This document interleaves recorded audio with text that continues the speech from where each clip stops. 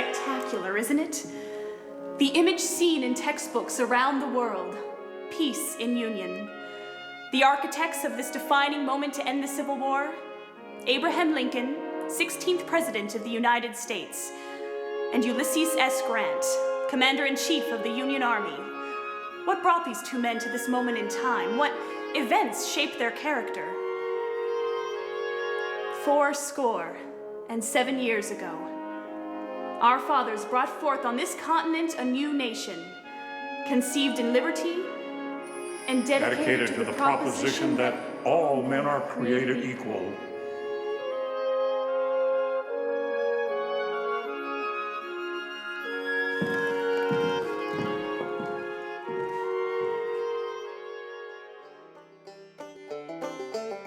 Joe Davis County, rolling hills, treetop ridges, pretty farmsteads nestled in the hollows, reminds me of my childhood in Kentucky and southern Indiana, a beautiful example of God's marvelous creation.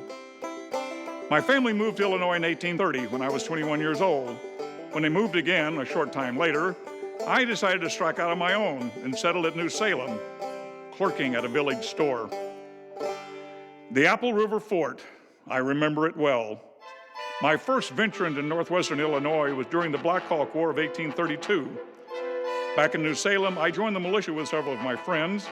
At age 23, I was chosen by the group to be our commanding officer. We were sent here during that turbulent summer of 1832, helped defend the settlers against Black Hawk and his band of 200 Sauk and Fox warriors who were trying to reclaim their land. This was the site of an important battle. It was the only fort attacked by Black Hawk. On June 24, the settlers at the fort turned back a 45-minute assault. My militia was of no help. We arrived the day after the battle. U.S. Army troops soon arrived. Black Hawk headed towards his destiny on the banks of the Mississippi River at the Battle of Bad Axe. His band was massacred, he was captured, the Black Hawk War was over.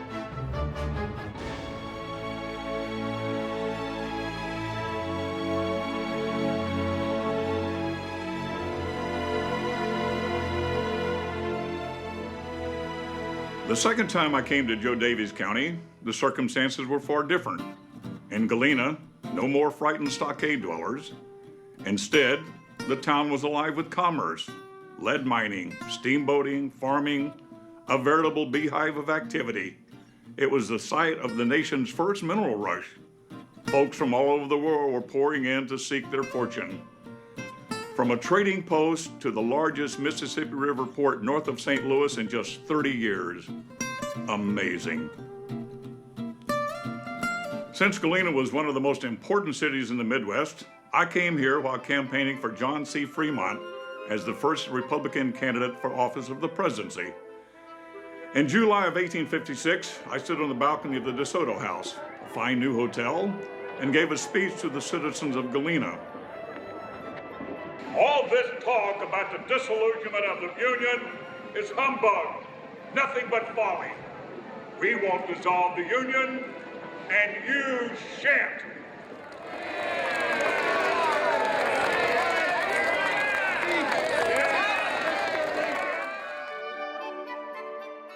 While the crowd might have appreciated my speech, the country did not appreciate Fremont. He lost.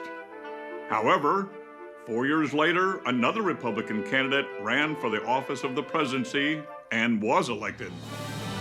I was quite honored to be the first Republican in the White House. But my joy was short-lived. Just over a month after I took office, the first shots of the Civil War were fired. I struggled to find a general who would take command of the Union forces and inspire his troops to fight. I went through 5 generals for the Army of the Potomac. None of them would proceed in the fight. The war was going badly. Then, a ray of success. An officer by the name of Ulysses S. Grant. Come along. Allow me to introduce you to the man who led the Union forces to victory, General Ulysses S. Grant.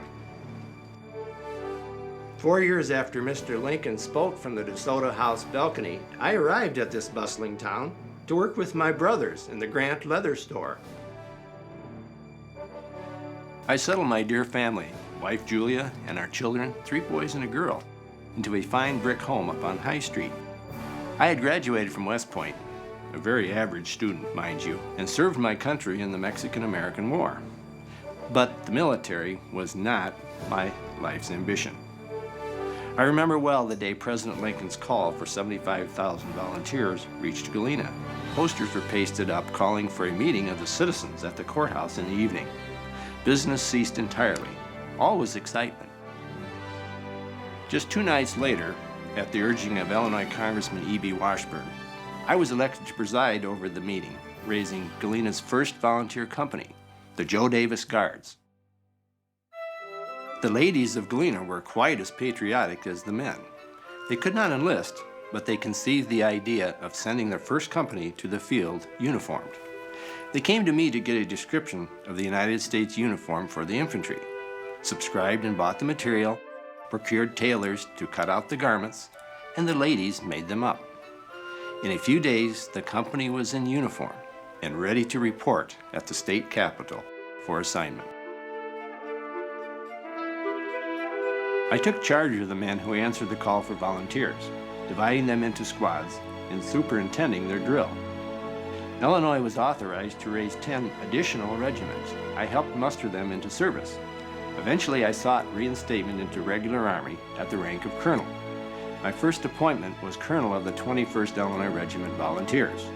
Within several months, and at the nomination of my friend Washburn, I received a promotion to brigadier general. Throughout the winter of 1861, I put pressure on my generals to undertake offensive action in Kentucky and Tennessee. Grant got the order to advance on Fort Henry and achieved an easy surrender. Fort Donelson was his next target. In this one battle, Grant captured more of the enemy than the rest of the Union Army combined thus far. I had my man. As General-in-Chief, Grant's biggest advantage over General Robert E. Lee was manpower. With escape routes blocked and rations captured, Lee's army had no choice but to call a truce. At a farmhouse in Appomattox Courthouse, Virginia, Ulysses S. Grant accepted the surrender of Robert E. Lee. The terms of surrender were unusual. Many of the Confederate soldiers had their own private horses and effects, which were important to them, but of no value to us. Most of the men in their ranks were small farmers. The whole country had been so raided by the 2 armies that it was doubtful whether they would be able to put any crop to carry themselves and their families through the next winter without the aid of the horses they were then riding. When I informed him that the Confederates could retain their horses and effects, Lee remarked that this would have a happy effect upon his army. Galena was well represented at Appomattox, with 3 of her citizens in attendance. Grant's military secretary, Ely Parker, a Native American from the Seneca tribe, penned the surrender document. Parker had met and became friends with Grant while overseeing the construction of the U.S. Post Office and Custom Houses in both Galena and Dubuque. And General John Rawlins, a successful Galena attorney, also witnessed history being made. When all was said and done, Galena produced 9 Civil War generals, an amazing feat. 5 achieved the rank during the war: Grant, Rawlins, Chetland, Maltby, and John E. Smith. 4 were brevetted in for their service during the war: Parker, Dewar, Rowley, and John C. Smith. The country was overjoyed. Peace. We had peace.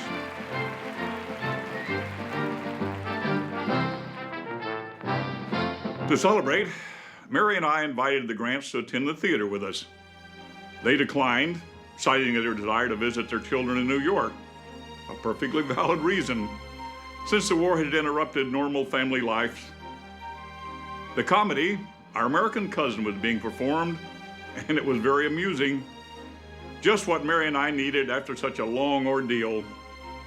However, I missed the end of the play, John Wilkes Booth saw to that. The country mourns my death.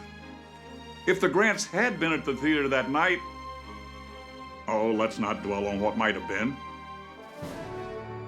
Grant, the quiet man who had led my troops so valiantly and so well, later rode his popularity into becoming our nation's 18th president. The Grants returned to Galena off and on through the years, residing in a stately brick home on both Ilya Street, a gift to them at the end of the war by Galena's grateful citizens. But they spent more time in New York City with their children. Grant died in 1885 of throat cancer, just days after completing his memoirs. Julia passed in 1902. My Mary died in 1882.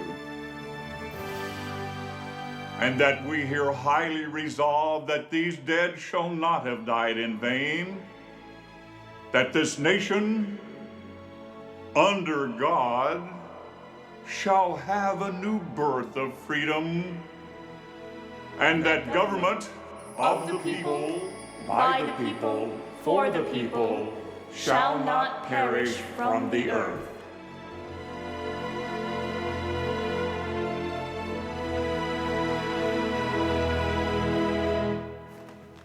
Megan, come on, we're ready to go. Oh, let's go. You're right. Let's go shopping.